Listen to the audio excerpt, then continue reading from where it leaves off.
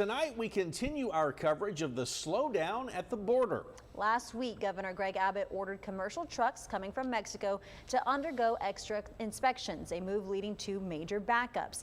Yesterday, though, the governor agreed to ease those inspections at a border entry point near Laredo in exchange for the promise of more border security from the Mexican state of Nuevo León. Now, there is growing concern, however, from the trucking industry that the move is not enough and that the backups may cause shortages and higher prices at a time when inflation is already a problem.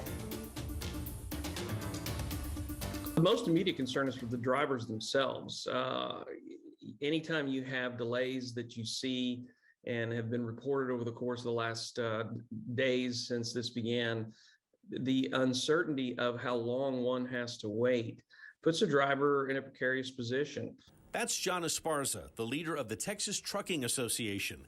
For him, the safety and well-being of the people who drive the trucks carrying everything from produce to electronics to automobile parts is of paramount importance. He says it shouldn't include waiting 4 or more hours for the added inspection that comes after other federal and state inspections. A driver in this situation can only be on duty 14 hours and driving 11 of those hours.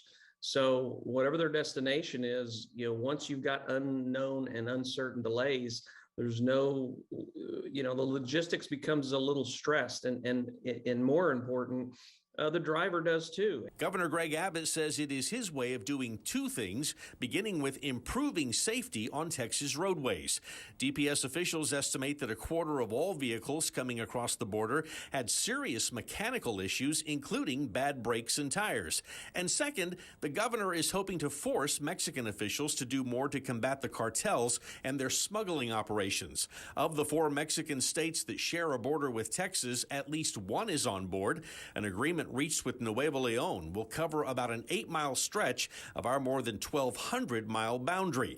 The governor is hoping to reach similar agreements with the other 3 states. Meanwhile, Esparza says that while his organization supports what the governor is trying to do, changes need to come quickly to keep the effects from becoming too widespread. This is not a regional issue. This is not about the folks in Laredo or the folks in the valley able to get their retail or their cilantro or the tomatoes out of Mexico. This is impacts and this has impact across the entire country. The impact felt in the delay of products we rely on from our largest trading partner. Let's go ahead and bring